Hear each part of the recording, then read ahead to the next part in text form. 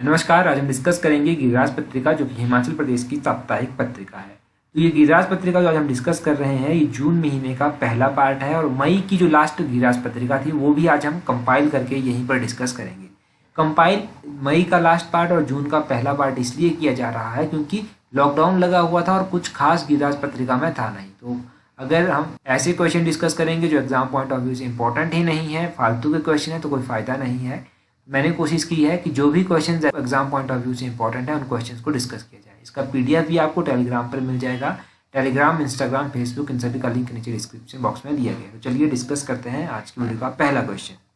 सबसे पहला क्वेश्चन देखिए कि गिरिराज पत्रिका में तो नहीं आया था, परंतु न्यूज़पेपर में जो था वो आया था। जो हिमाचल के न्यूज़पेपर होते हैं उनमें आया था। क्वेश्चन इस तरह से है, where will the country's first museum of Mahashaktipeeth be established. तो देश का पहला म्यूजियम ऑफ महाशक्तिपीठ जो है वो कहाँ पर स्थापित किया जाएगा। तो म्यूजियम ऑफ महाशक्तिपीठ कहाँ पर स्थापित किया जाएगा, ये ऑप्शन सी नैना देवी में स्थापित किया जाएगा। नैना देवी बिलासपुर में ये स्थापित किया जाएगा। अब ये है देश का पहला म्यूजियम ऑफ महाशक्तिपीठ। यहाँ पर होगा क्या इस मंदिर में, इस संग्रहालय में होगा क्या? इस संग्रहालय में जो है जितनी भी प्राचीन जुड़ी हुई मूर्तियां हैं उनको जो है वो यहाँ पर रखा जाएगा। ये आपको पता चल गया।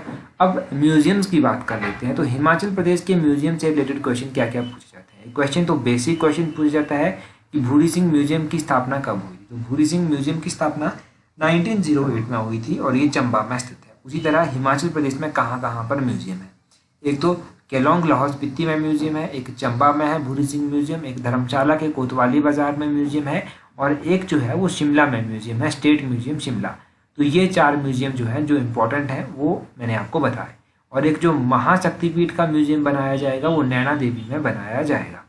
महाशक्तिपीठ, हिमाचल में महाशक्तिपीठ कहाँ कहाँ पर है? तो 5 महाशक्तिपीठ हैं। एक तो नैना देवी हो गया, चिंतपूर्णी हो गया, ज्वालामुखी हो गया, बरजेश्वरी हो गया, चामुंडा हो गया। ये महाशक्तिपीठ जो है हिमाचल में है। तो ये सब आप यहाँ से याद रखिए। अगला क्वेश्चन देखिए क्या हमारे पास दिया गया है। नेक्स्ट क्वेश्चन में पूछा गया है, how much amount is given per month to each orphan child under मुख्यमंत्री बाल सेवा योजना। जो मुख्यमंत्री बाल सेवा योजना है इसके तहत जो है वो प्रत्येक अनाथ बच्चे को जो है वो कितनी राशि दी जाती है। अब ये गिरिराज पत्रिका में आया था और ये काफ़ी इंपॉर्टेंट भी है।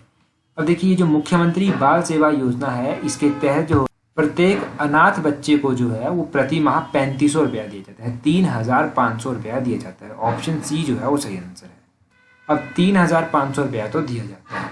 इसके अलावा याद रखिए कि ये जो 3500 रुपया दिया जाता है इसमें 2000 रुपया जो है वो केंद्र सरकार के द्वारा दिया जाता है और 1500 रुपया जो है वो स्टेट गवर्नमेंट के द्वारा दिया जाता है। फिर ये 3500 बनता है और ये बच्चों को दिया जाता है जो अनाथ बच्चे हैं। कई बार एग्जाम में और भी यहाँ से रिलेटेड क्वेश्चन पूछ ले जाते हैं, जैसे कि कस्तूरबा गांधी बालिका योजना। ये जो कस्तूरबा गांधी बालिका विद्यालय भी चलाए गए हैं, ये किसके लिए चलाए गए हैं? तो ये विद्यालय जो है वो अनाथ लड़कियों के लिए जो है वो चलाए गए हैं। अब इसके अलावा एक और इम्पॉर्टेंट है, वो है मुख्यमंत्री कन्यादान योजना। इस योजना के अंतर्गत जो है वो अनाथ लड़कियों को 51,000 रुपया जो है वो दिया जाता है, 51,000 रुपया जो है वो दिया जाता है। बाकी चाइल्ड हेल्पलाइन नंबर भी आपको पता होना चाहिए। तो चाइल्ड हेल्पलाइन नंबर क्या है? 1098। ये चाइल्ड हेल्पलाइन नंबर है 1098। ये जो है ये चाइल्ड हेल्पलाइन नंबर है। ये नंबर भी याद रखिए, कई बार पूछ लिया जाता है। एचएस जैसी जो परीक्षाएं हैं उनमें ये क्वेश्चंस पूछ लिए जाते हैं। अगला क्वेश्चन देखते हैं हमारे पास क्या दिया गया है। नेक्स्ट क्वेश्चन में पूछा गया है, Churah valley is situated eight. ये चुराह घाटी है ये कहाँ पर स्थित है? तो चुराह घाटी कहाँ पर स्थित है?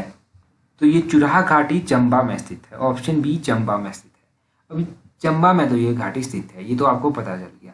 वैसे चंबा वैली को किस नाम से जाना जाता है? तो चंबा घाटी को जो है वो valley of honey and milk भी जो है वो कहा जाता है। ये तो पता चल गया यहाँ से। बाकी चुहार घाटी कहाँ पर है? चुहार घाटी कहाँ पर है? ये मंडी में स्थित है। चुराह घाटी, चुहार घाटी, ये दोनों घाटियाँ इंपॉर्टेंट हैं, इन दोनों को याद रखिए। बाकी मैं एक बार इंपॉर्टेंट वैलीज जो हिमाचल प्रदेश की है वो आपको बता देता हूँ। जैसे कि सोलन में कौन कौन सी घाटियाँ स्थित हैं? कुनिहार घाटी सोलन में स्थित है, दून घाटी सोलन में स्थित है।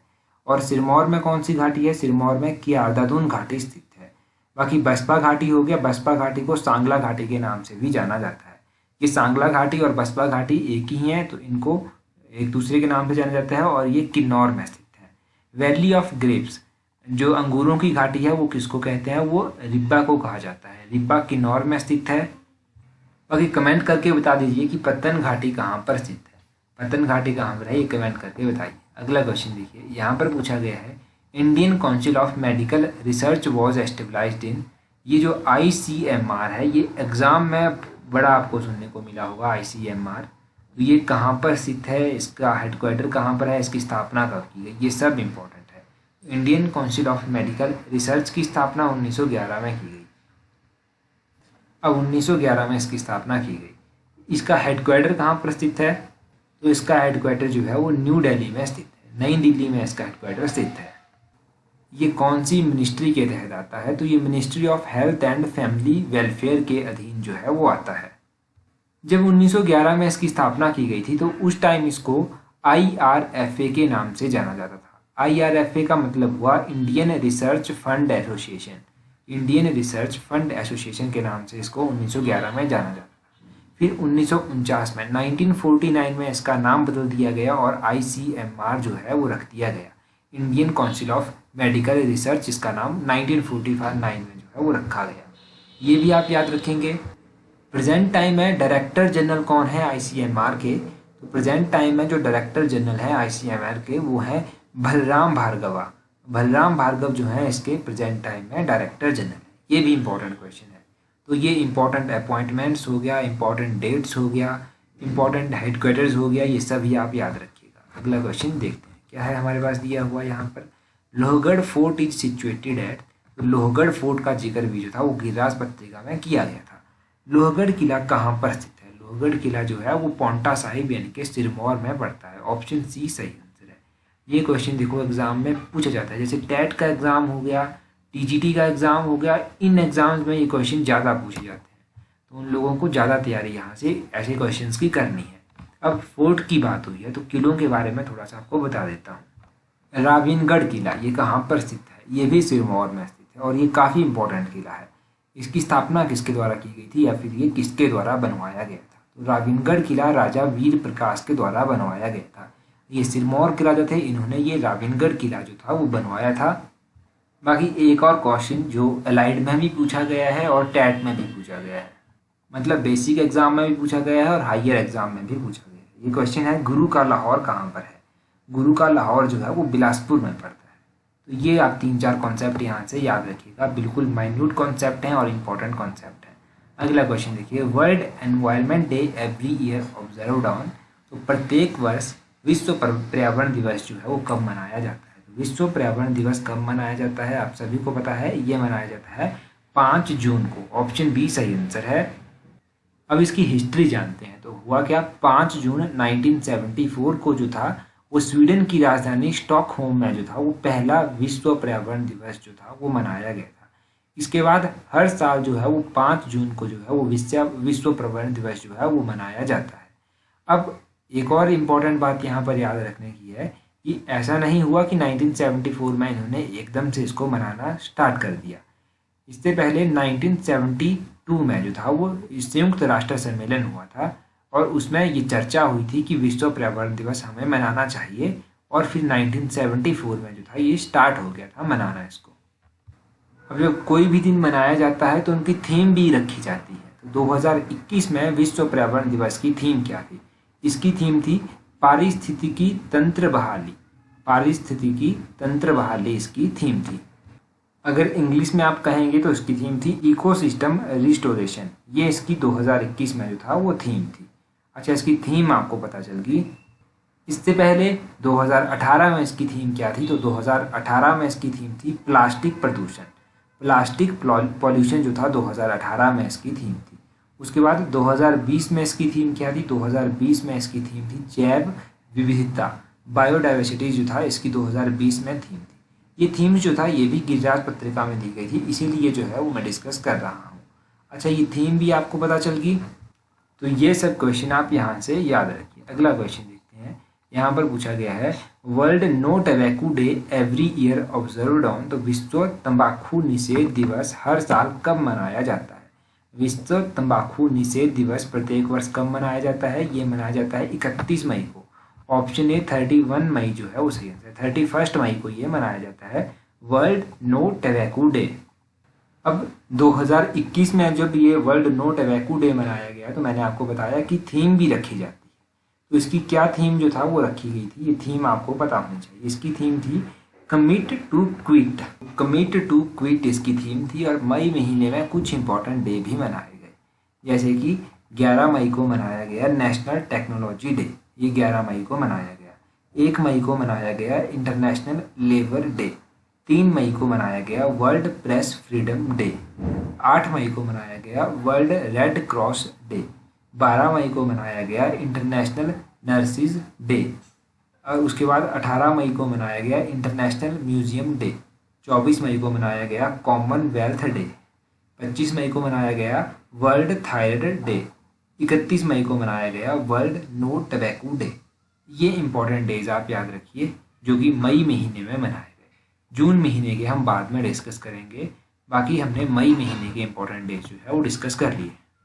बाकी देखिए यहाँ पर एक कॉन्सेप्ट आया था टेलीमेडिसिन का कॉन्सेप्ट। ये टेलीमेडिसिन है क्या, ये मैं आपको एक बार बता देता हूँ। देखिए अगर वर्ल्ड हेल्थ ऑर्गेनाइजेशन की बात करेंगे तो इसके अकॉर्डिंग मैं बात कर रहा हूँ कि टेलीमेडिसिन है क्या। देखिए टेलीमेडिसिन जो है ये एक जरिया है। इसके माध्यम से आप क्या करेंगे, जो भी डिस्टेंस के प्लेसेस हैं, डिस्टेंस में दूरी में लोग बैठे हुए हैं, क्रिटिकल कंडीशंस में लोग बैठे हुए हैं, उन लोगों को जो है वो इंफॉर्मेशन टेक्नोलॉजी की सहायता से जो है आप हेल्थ केयर सर्विसेज जो है वो प्रोवाइड करवा सकते हैं। ये है टेलीमेडिसिन। एक एग्जांपल देता हूँ। मान लीजिए आप बैठे हैं पांगी में, अब आपको चाहिए कोई इंपॉर्टेंट हेल्थ सर्विस, तो ये टेलीमेडिसिन के पोर्टल हैं अलग अलग, जैसे कि ई संजीवनी पोर्टल है और भी पोर्टल है।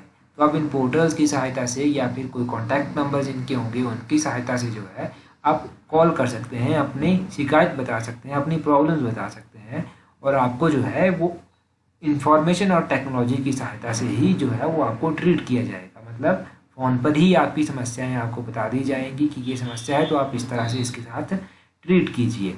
तो अगर कोई माइनर सी समस्या है तो उसको तो आपको सॉल्यूशन घर बैठे मिल जाएगा, और अगर आप बड़ी क्रिटिकल कंडीशन में है तब भी आपको उसका जो है वो सॉल्यूशन मिल जाएगा। तो टेलीमेडिसिन का कॉन्सेप्ट काफ़ी छोटा कॉन्सेप्ट है, टेली प्लस मेडिसिन, यहाँ से ये बनता है टेलीफोन और मेडिसिन। इस तरह से आप कुछ समझिएगा इसको, बस ये छोटा सा कॉन्सेप्ट है। अब आप लोगों के लिए जो आज का क्वेश्चन है वो है when did Mahatma Gandhi came to Shimla first time. Mahatma Gandhi पहली बार शिमला कब आए थे, ये आप कमेंट करके बता दीजिए। और अगर अभी तक आपने चैनल को सब्सक्राइब नहीं किया तो सब्सक्राइब कर दीजिए। बाकी टेलीग्राम, इंस्टाग्राम, फेसबुक, इन सभी का लिंक नीचे डिस्क्रिप्शन बॉक्स में दिया गया है। इन सभी पर आप हमें ज्वाइन कर सकते हैं। So that's all for today. Thank you very much for watching and listening it very patiently.